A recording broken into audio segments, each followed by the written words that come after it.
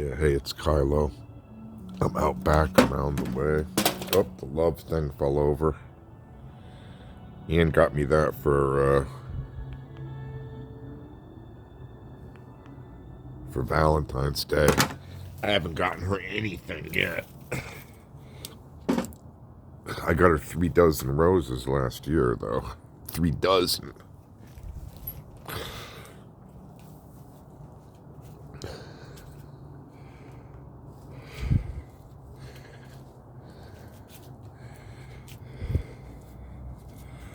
I got the dupe sticks burning. See, these are littler ones.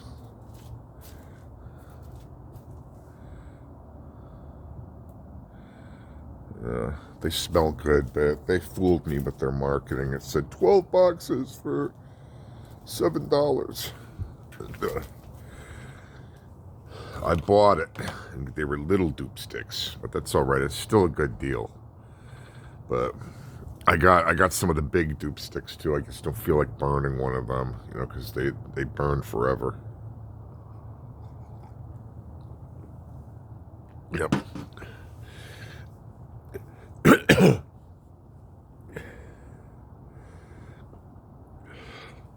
Sipping coffee out back around the way.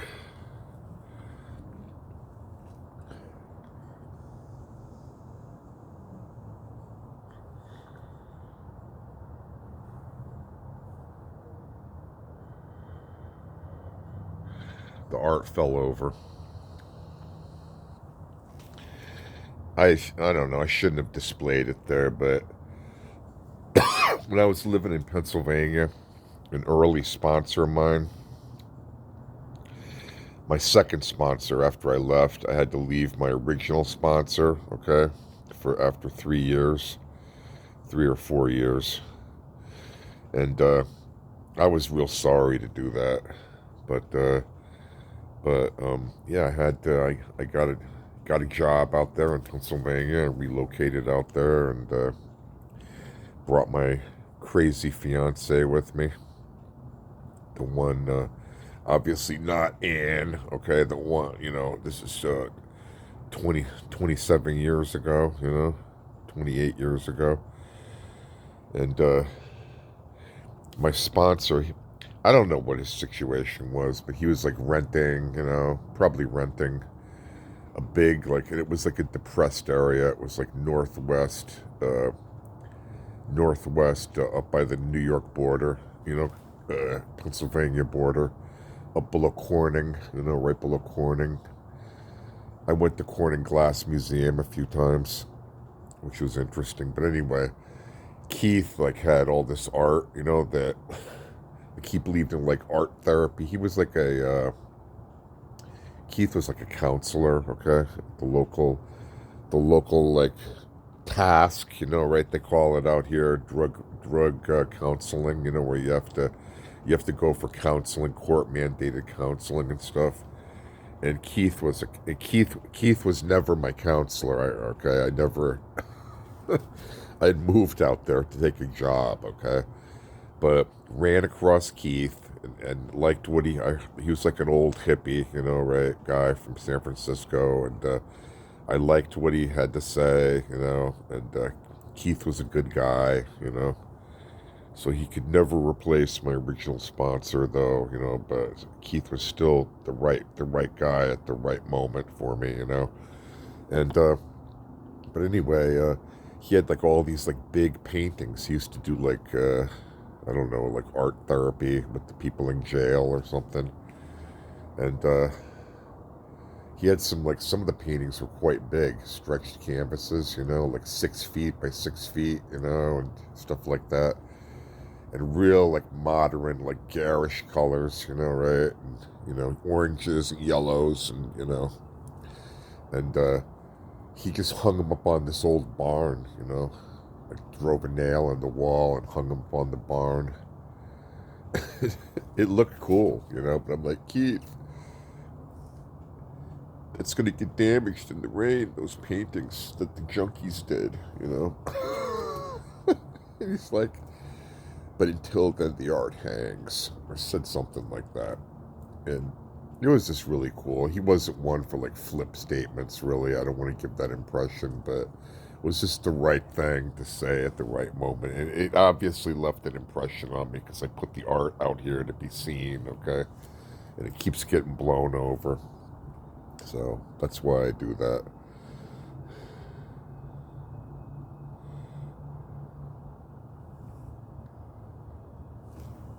Well, I got the Fripp. I got the Fripp on.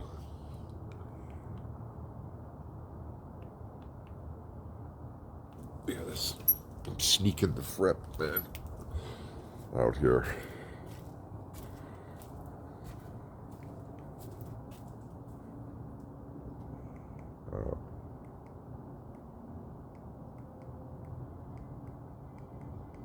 There we go.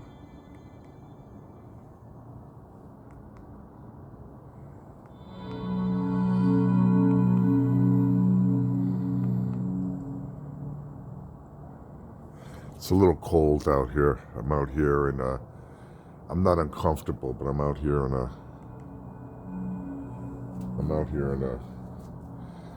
a sweat coat.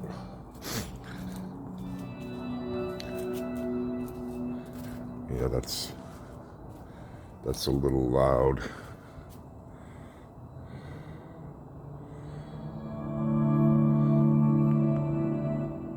Yeah, when Fripp hits that note, man, it goes right through you. I don't want going through the neighbors either, you know? I try to be cognizant. Yeah. Especially it's like, you know, almost 6 or 5 o'clock in the morning. 5:45, something.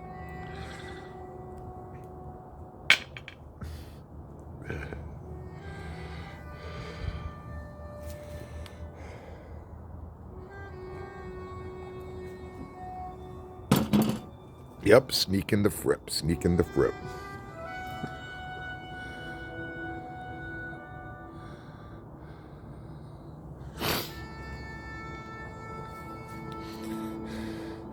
See, that isn't bad. It sounds kind of like a, you know, like a horn or something, you know?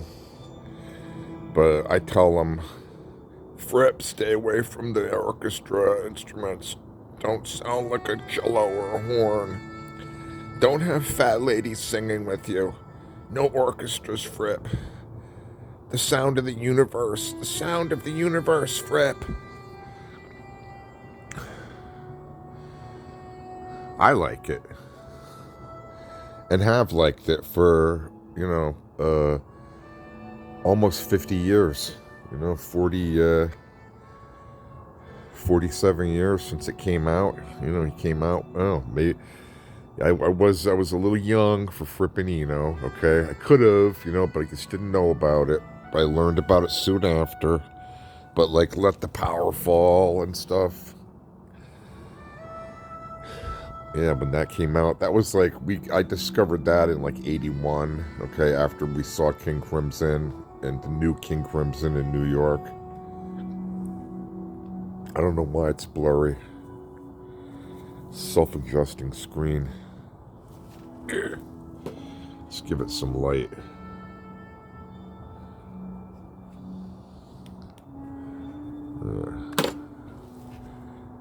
There, that's better. I might put a couple of more of these out here. 1, 2, 3. Those lights aren't cheap. They're like lights in a fan, though, you know? Like, I could almost put, like, the TV out here, but Ann said that she's going to buy the TV. Since I bought the mount, which was, like, almost as much as the TV, right? A nice mount. We're going to put it right there. And then we're going to be watching TV, man. Here, sitting here and watching TV.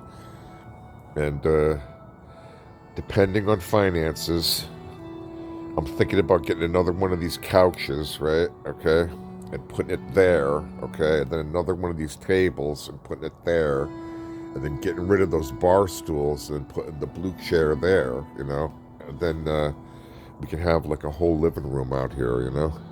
More so than we do. I'm sorry I'm moving it around. It's trying to focus. The stupid machine.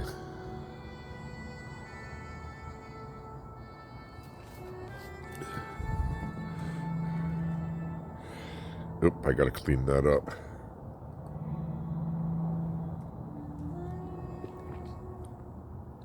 That's Lavazza coffee. It's not my usual. It's like a cheap, like dollar store mug.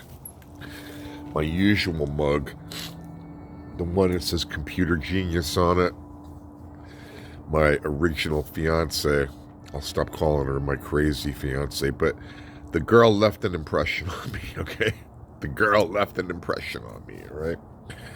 So, but I'll say this. Okay, that when she was in her right mind, okay, you know, she was a lovely person, okay, you know, artistic, and she played guitar. Like she was the guitar player, and so, she was like the Sid Barrett, you know, of this all-female heavy metal band called Female Dominated Society, and they had management, man.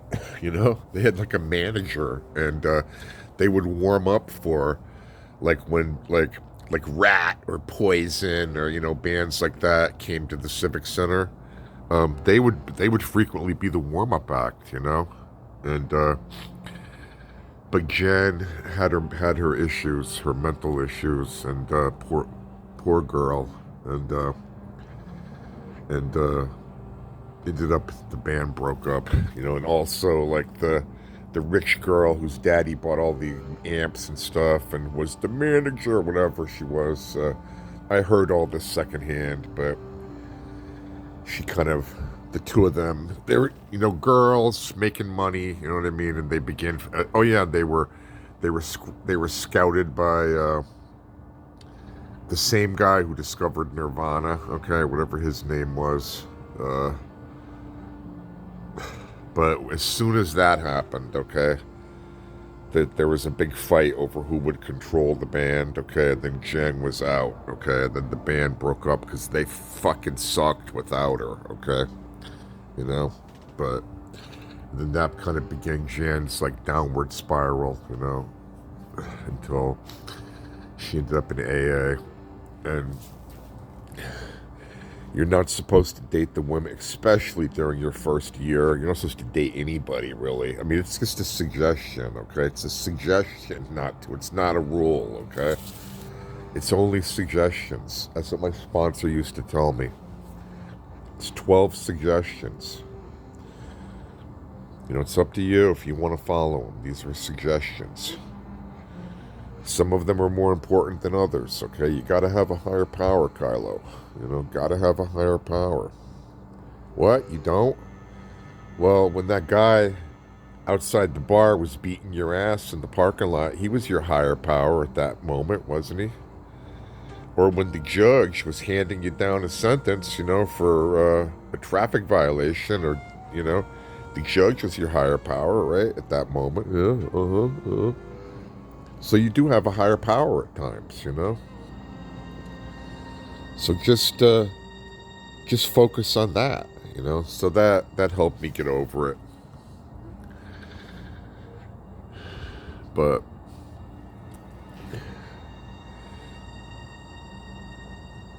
anyway, moved Jen out to Pennsylvania, right? And she started not wanting to take her medication, okay? Which, like, I didn't know about I didn't know about these things, you know what I mean, right? You know, I didn't know about this, you know? And her parents, they didn't like me, okay? They didn't like anybody, okay? Really, all right? So I never had a chance, you know what I mean? But, and that's when all hell broke loose, you know? Yeah. And I stayed with her for a year and a half after that, because Kiloh doesn't cut and run, okay? You know, at the first sign of trouble, you know? I tried to fix it, you know, but it was something outside of my control, okay? Something outside of my control. So, moved her to Arizona, which was another mistake. And the parents are like, don't take her to Arizona. I'm like, fuck you, I love her. I love her. Brought her to Arizona. Became even worse because there's like no support here, okay? None, you know? Show up once a month to get your meds, you know? And Jen was somebody that needed support, okay? And, yep, she really flew off the handle then. So, I'll tell the rest of the Jen story later, maybe. It's not a happy story, but I hope she's doing well. You know, I hope she's doing well. Wherever she is.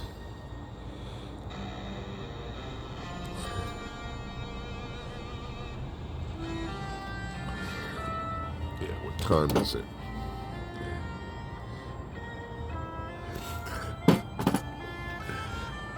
Yep, got the Fripp on. He's still sounding like a clarinet. Or maybe that is a clarinet. One really doesn't know, do one? One really don't know, do one?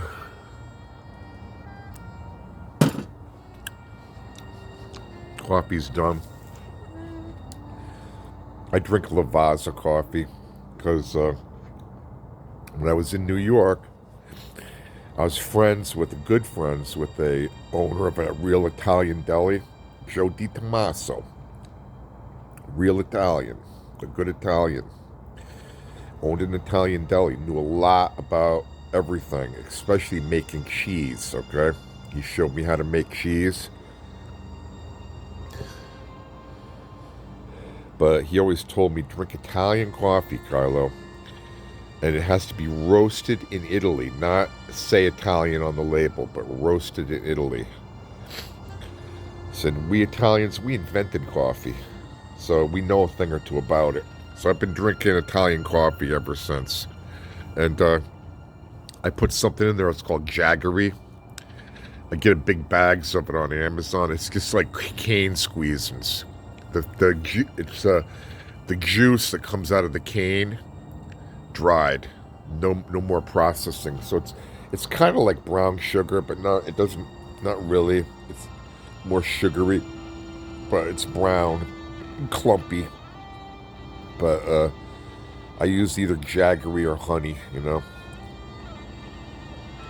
If I'm dieting, like if I'm like, which is rare, you know what I mean? But sometimes I get the fit hits me, you know.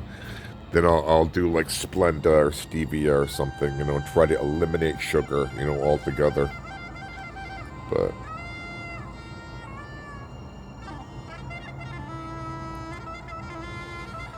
yeah, this is what I do. Usually I sit out here, but it's hard for you to see. Let's see. Yeah, usually I sit out here like this. And we got the Christmas lights out. We decided to leave them up because it looks so nice, you know.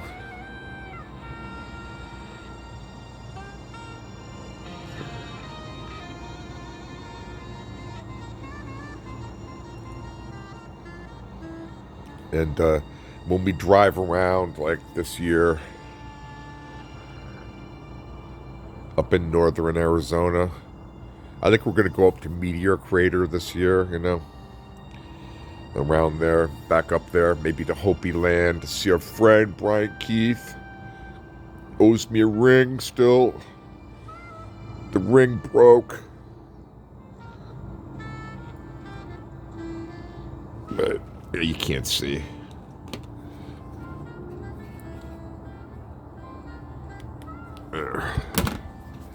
But I'm going to look for it. We're going to stop it. There's all these, you know, roadside places and stuff. I'm gonna keep my eye out for like old stuff to like nail on these, because it'll look good with like rusty, like I don't know, rusty shit, man. Like old license plates from the junkyard. Arizona license plates, the old orange kind, and rusty like farm implements. You know what I mean? Stuff like that. Like nail it up there. It'll look awesome, man. I'm in charge of the decorating out here. I said, okay, no problem. So this is like all my decoration. And I'm going to get more plants. Like I'm going to put a couple there. We left it open, okay, because we wanted to go in and out and not be banging our head on plants. But the TV's going to go there. Probably going to get knocked off by somebody. Hope not. And then some more plants, like at least like three more there, okay, right? Three more there.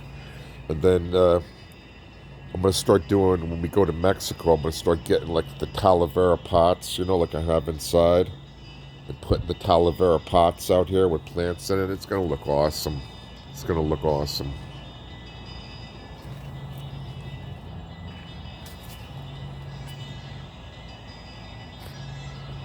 All right, that's... Ooh.